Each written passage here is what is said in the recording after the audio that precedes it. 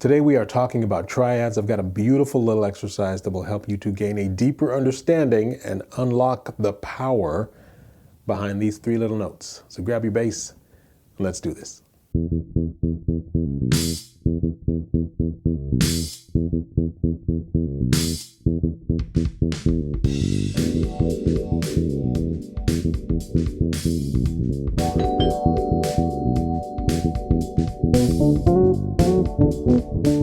Friends and neighbors, welcome back to the Brownstone. Today we're talking about triads, and I've got a great little exercise that will help you to unlock the fingerboard and help you to understand your options even more.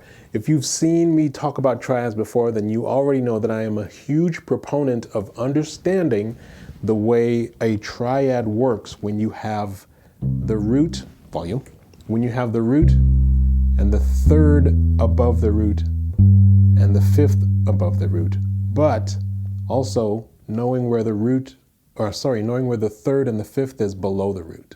So if I have C to E to G, then I also have C down to the low E to the low G.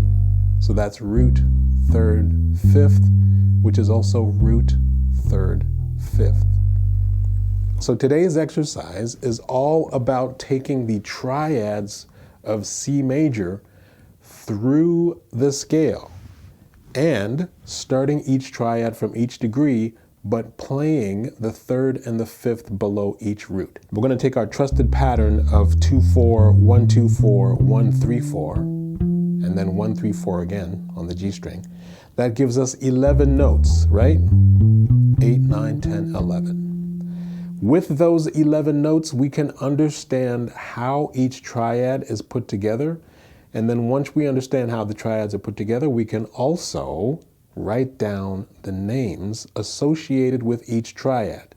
This is where you're going to need a pen and a piece of paper. I'll probably have the notes written right over there on the screen. So write them down, because this is going to be very important in understanding how this particular exercise works. As I said, what we're going to be doing is we're going to be taking triads through the C major scale. But you've probably heard that exercise being played like this.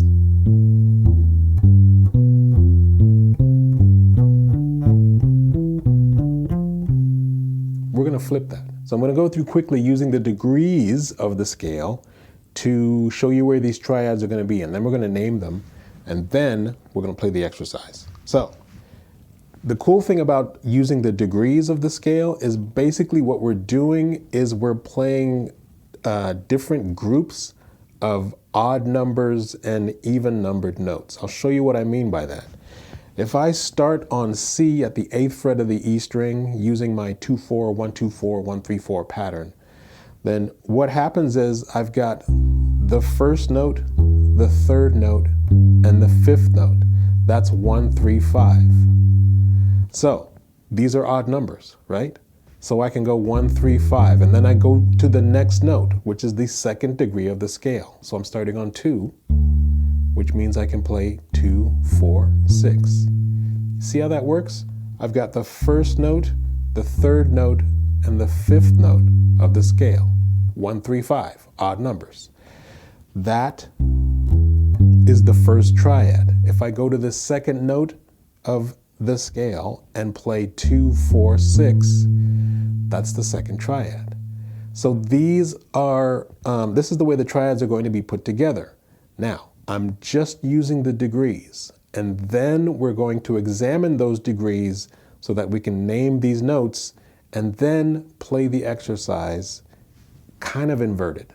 I'll show you what I mean by that. So the first part of the exercise is this. We've numbered our notes from 1 to 11. Now we're going to continue with our series of odds and even notes, right? So if I just think about the degrees themselves, we can worry about the actual notes later. Let's break down each triad. Here's 1, 3, 5. Each time you play that, understand the shape. And then you can think about the notes. Root, third, fifth, 1, 3, 5, that's C, E, G. Then when I go to the second note, I play 2, 4, 6, 2, 4, 6. And then I think about what's the second note of C major? That's D. What's the fourth note of C major? That's F. What is the sixth note of C major? That's A. So that's D to F to A. See how that's working? So we can do this starting from each degree of the scale. If I go to the third note of the scale, then I'm obviously going to be playing odd numbers. 3, 5, 7. The third, the fifth, and the seventh. What's the third note of the C major scale? That's E. What's the fifth note of the C major scale? That's G. And then the seventh note is B. Right? Now, the reason why I am doing this way is because when we invert the scale pattern or the triad pattern, what I want to do is I want to be able to name those notes, understand where they are, and then play them below the root note. So in other words, we're inverting the pattern. If I take that third triad, where I'm playing third note, fifth note, seventh note, or E to G to B, then here's my E, here's my G, here's my B. Right? So the first triad, root, third, fifth, third, root, which can then be played back here, right? Root, third, fifth, third, root. So C to E to G. Those are the notes of the triad. So I can do that with each degree of the scale. This is where you have to do a little bit of work. So if I go to the fourth degree, right, and play 4, 6, 8, what are those notes? What's the fourth note of C major? What's the sixth note of C major? What's the eighth? The eighth is the root, the same as the root. 4, 6, 8. 5, 7, 9. 6, 8, 10. 7, 9, 11. And then we'll just go back to the root. So, try that exercise, write down those notes. Once you have an understanding of where the notes are, then you can come back to this area of the neck to play the following exercise. So now that you have all those triads down, you can see the notes right over there. And then once you have an understanding of where those notes are going to be, or at least what those notes are going to be, we can then apply the inverted exercise. So, starting with that first triad, I've got C, E, G. So I take the E and the G down the octave, and I have C, E, G.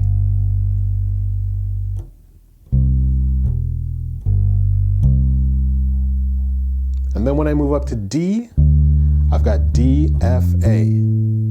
So the F can be played at the first fret of the E string, and the A can either be played open or at the fifth fret of the E string.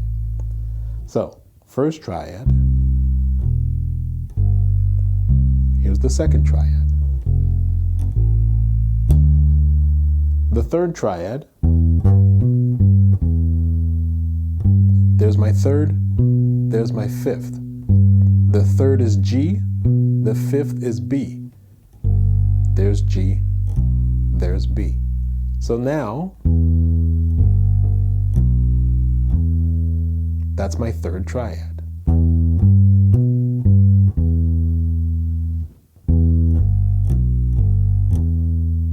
So if I start again from the beginning, I've got C to E to G. And then the second triad, D, F to A. Third triad, E to G to B. I'm going to go ahead with the fourth triad, F, A to C. Now I just want you to listen to the exercise.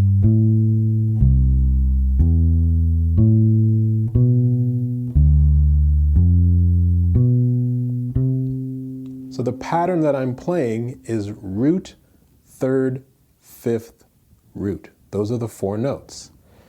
I'm going to leave the notes of the triad on the screen. I want you to write them down so that you know what note you're going to be going for once you put these triads together. And then just want you to play through the exercise.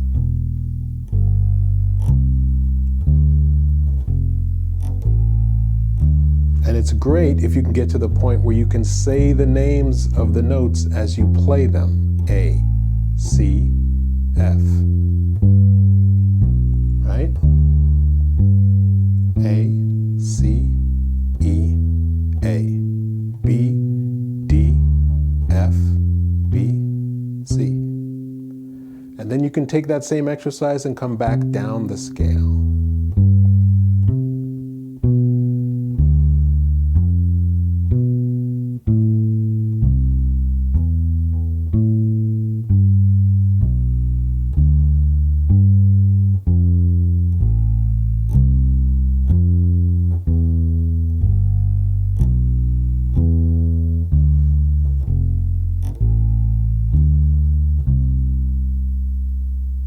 Right?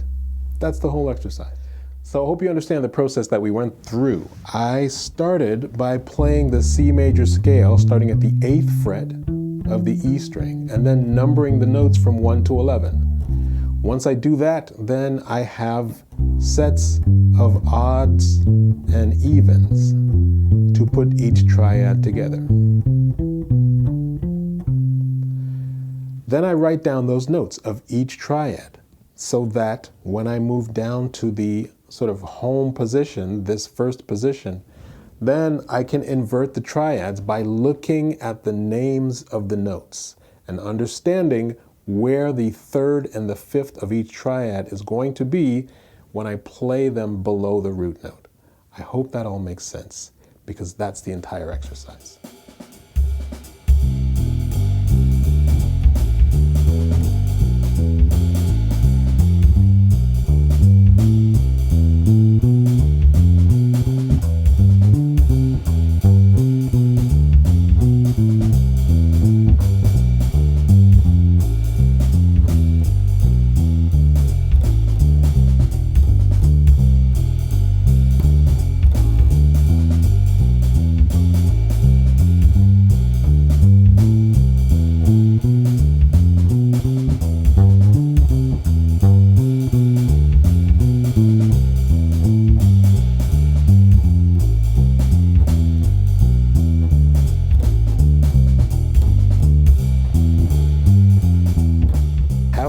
This exercise. And if you're struggling with it, then, I've broken this down into a couple of parts. Work on one part at a time.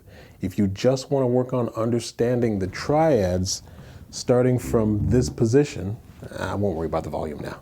But if you want to just work on the triads starting from that position at the 8th fret of the E string, then just do that. Then write those notes down. And then once you understand that part of the process, then go back to the home position, that first position, and see if you can play through the triads inverted, where the 3rd and the 5th of each triad is below the root note. It's a bit of a process, it's a bit of work, but I know that you can do it. You know why? Because I can do it. And if I can do it, you can do it. My dear friends and neighbors, I'm going to leave it there. You know the deal. If you like this video, click the old like button. It goes a long way to help in spreading the word and bringing these videos to a wider and larger audience, which is always a good thing. You can never have too many friends and neighbors, right? Please do subscribe to the channel if you haven't already. There are a number of ways that you can donate to the channel if you are in a position to do so. And of course, all of the above is greatly appreciated. I thank you for being here and visiting me once again in the brownstone. And I will see you in the next video very soon. Peace.